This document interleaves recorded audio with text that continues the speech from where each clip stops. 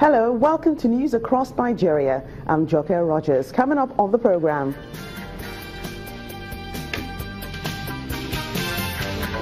President Muhammadu Buhari launches Nigeria's economic recovery and growth plan to the Nigerian economy out of recession and place it on a path of sustained, inclusive and diversified growth.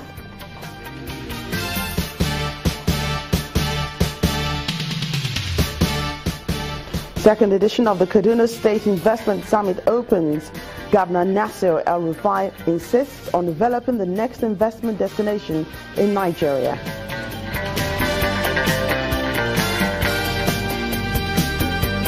And the Emir of Kano, Muhammadu Sanusi II, tasks northern leaders to use state resources to deal with the issue of poverty in the region.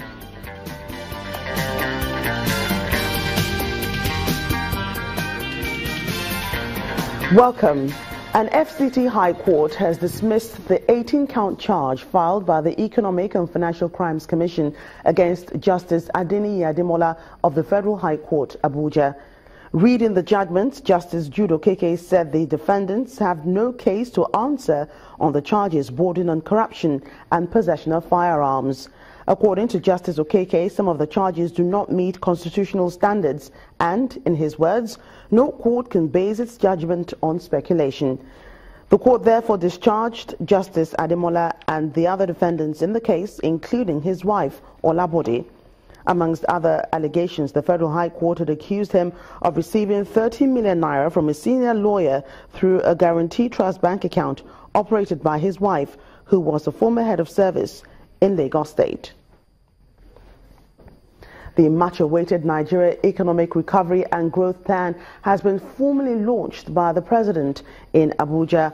President Muhammadu Buhari, who unveiled the document at the council chambers of the presidential villa, says the plan sets out an ambitious roadmap to achieve a 7% growth rate between 2017 and 2020. He adds that the document details plans for agriculture and food security, energy and transport infrastructure, industrialization and social investments. President Buhari also appeals to state governments to draw inspiration and strategic direction from the plan to articulate their own economic programs. The economic recovery and growth plan brings together all our sectorial plans for agriculture and food security, energy and transport infrastructure, industrialization and social investments together in a single document. It builds on the strategic implementation plan and set out an ambitious roadmap to return the economy to growth and to achieve a 7% growth rate by 2020. Our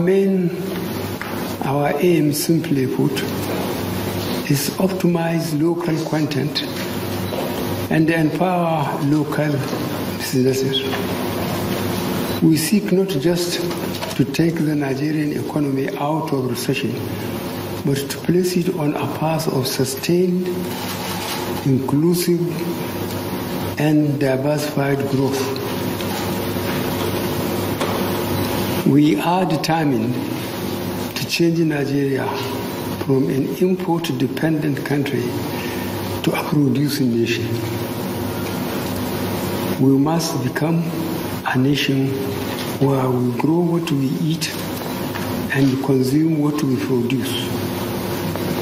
We must strive to have a strong naira and productive economy.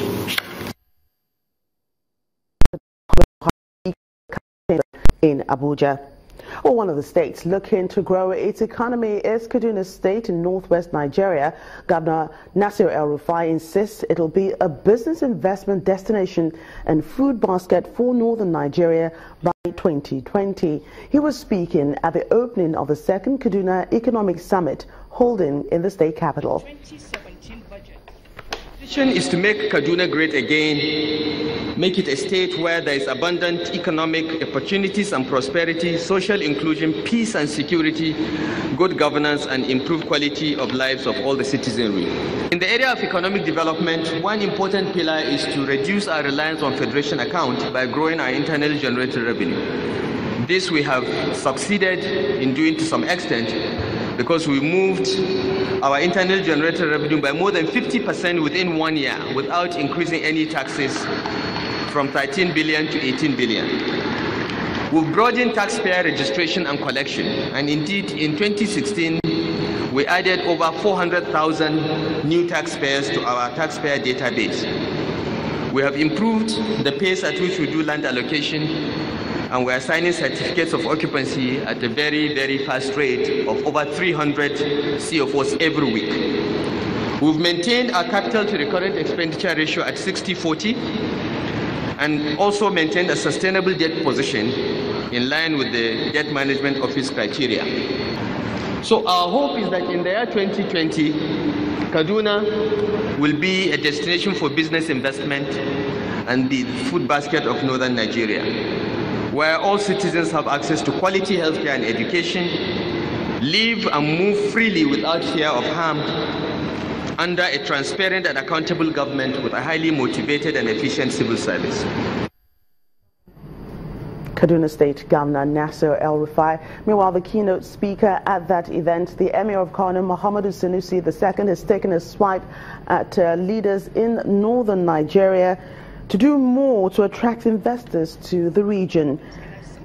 He also asked them to use their resources to deal with the issue of poverty. That summit is being attended by many industrialists, traditional rulers, media owners, and government functionaries.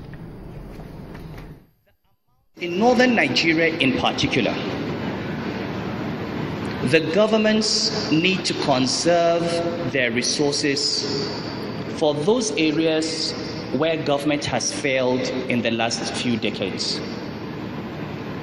We need to invest in education. We need to invest in healthcare. We are in denial. The Northwest and the Northeast, demographically, constitute the bulk of Nigeria's population. But look at human development indices. Look at the number of children out of school. Look at adult literacy. Look at maternal morbidity. Look at infant mortality. Look at girl-child completion rates. Look at per capita income. The Northeast and the Northwest of Nigeria are among the poorest parts of the world. Not just Nigeria. As far back as 2000, I looked at the numbers. Borno and Yobe states, UNDP figures go back to Human Development Indices 2000. Borno and Yobe states, if they were a country on their own, were poorer than Niger and Cameroon and Chad.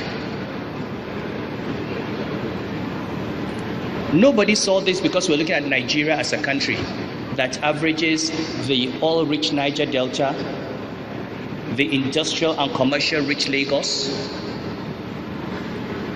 the commercially viable Southeast, and you have an average.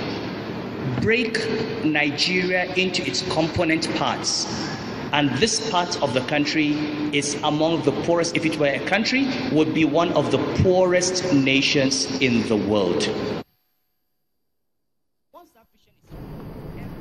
Emir of Kano speaking at the Kaduna Investment Summit. Well, he talked about many issues there, including out-of-school children. And the governor of Kano State, Abdullahi Ganduje, has been explaining the challenge of out-of-school children in his state, which he puts at 1.2 million. The governor says it's as a result of the absence of enabling laws to check the mass influx of street children from other parts of the north, and notes that the steps his administration is taking to solve this problem. Majority of the out-of-school children are not from Kano. They are from other states of the Federation, especially the northern states. We have increased our educational facilities. We have even adopted another approach. That is, we identified those private schools. We identified those Almajiri schools. We have introduced some elements of Western education in those schools. You don't have to have a complete set of curriculum for primary school education for those Almajiri schools, because you don't have even the money for that. But if you succeed in introducing some subjects that can qualify them in the Almajiri school to take common entrance examination in the long run, like if we are introducing mathematics, we are introducing English and social studies, the three subjects are even enough. Kano State Governor Abdullahi Ganduje. When we come back on the program, we'll be taking a look at Kwara State and its agriculture prospects in a moment. Do stay with us.